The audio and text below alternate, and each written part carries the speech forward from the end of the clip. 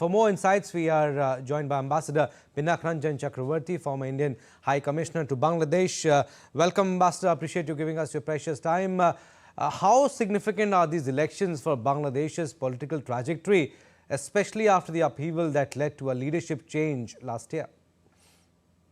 Well, they are a very sort of consequential election, I would say, because it really means that Bangladesh enters a different transformative phase in its political life. And what's more, that it's, as your correspondent was saying, that it's not a simple election. First of all, the election itself is kind of, I don't want to use the word fixed, but it is non-inclusive and unfair because the biggest party has been excluded and banned from participating.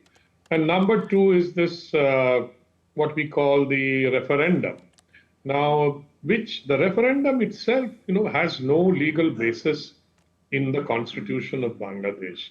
It's basically a demand of the student leaders and others who say that there is no accountability and there is too much powers in one hand. We do not want authoritarianism to return.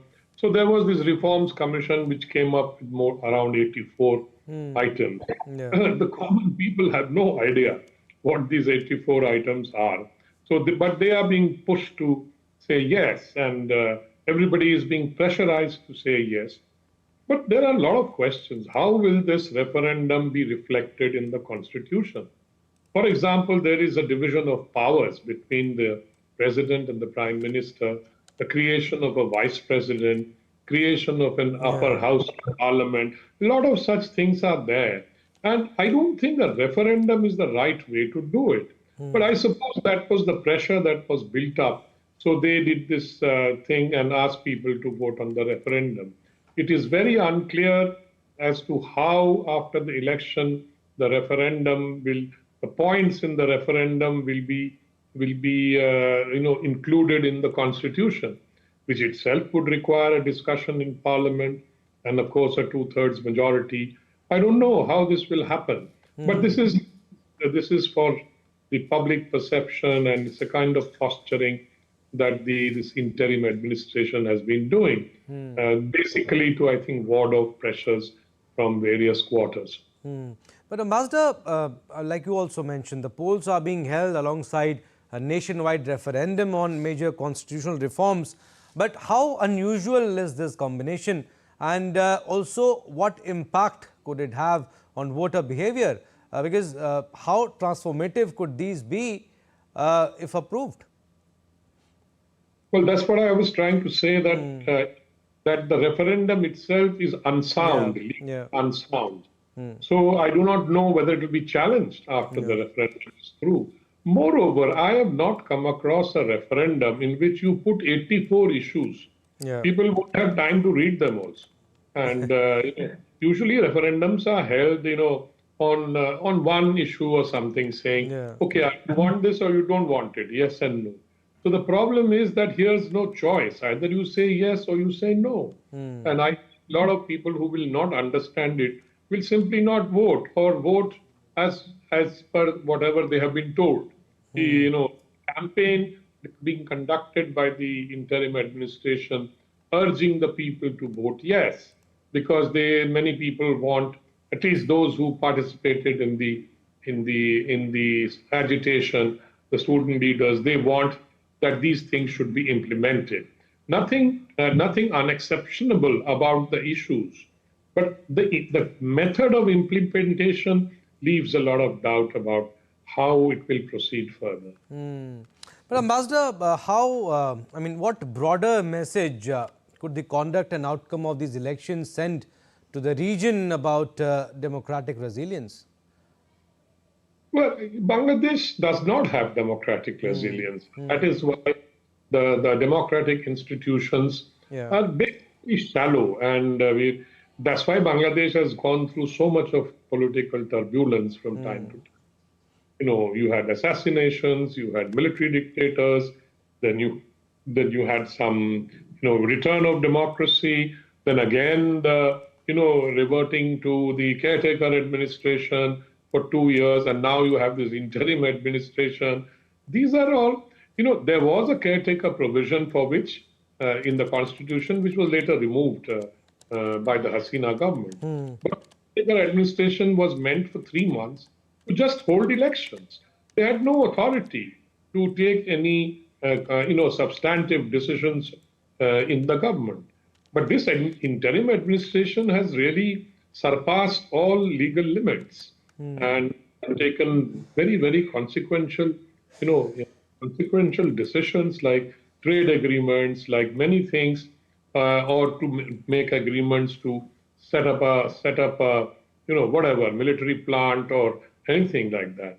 So it has exceeded all the limits of its authority. First of all, there is no provision for an interim administration or government in the constitution. But they have kept the constitution in the deep freezer and basically done what they felt like or what they were told by their foreign masters, which is what has happened. But Ambassador, you think, elections will have any impact on maybe restoring political and economic stability after last year's turbulence? Because especially for key sectors like government that in fact drives the country's economy. Well, the government sector, has faced a lot of problems. Firstly, because of the tariff war from the US, and the US has done a deal, a trade deal, with details are there, some of them. But then a lot of things are done. The US has also pressurized Bangladesh to sign other deals on the nuclear, on the armaments, etc. And they have pressurized them not to disclose these deals also, because there are clauses in it which are quite extraordinary. I don't want to go into details, but that's how it is. So I think this interim government period has been quite sort of consequential in the sense that they have exceeded all their legal limits. If it was to become a caretaker administration, then they should have had election in 3 months and quit and handed over to the new government. But now they've been around for almost 1.5 years, and now they are having the election, and that there is no level playing field in the election.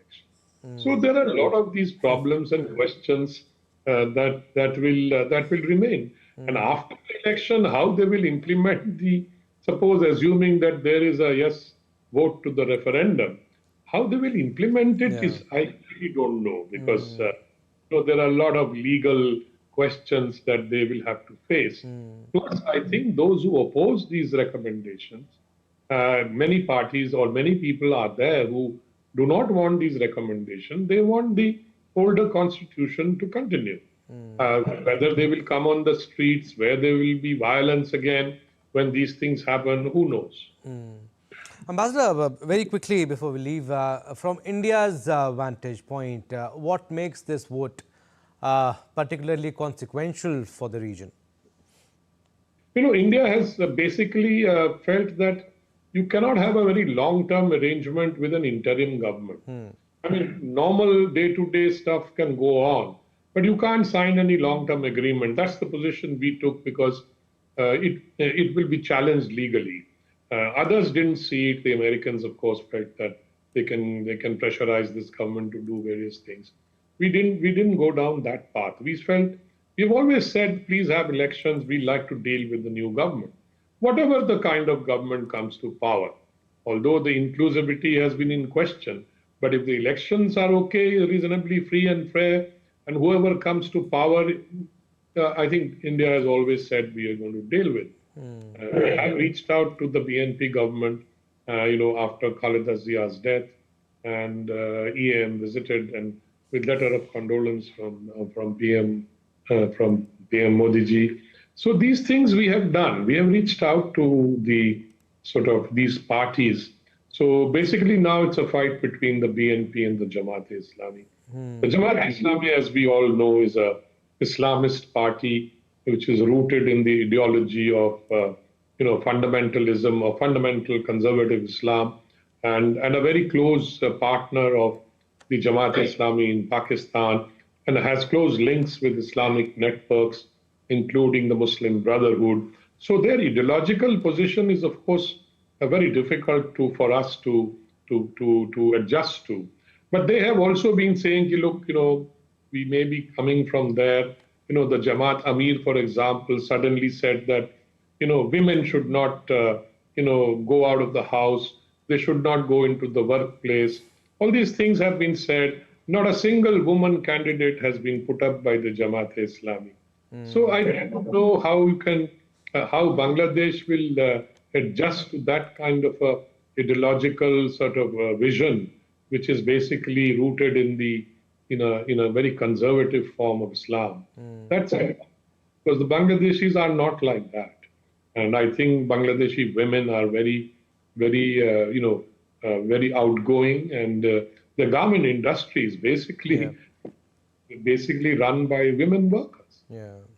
First elections, in fact, after August 2024, and voting is still underway, and we'll get to know who wins by February 13th, that is tomorrow. We'll leave it at that. Thank you for your insights.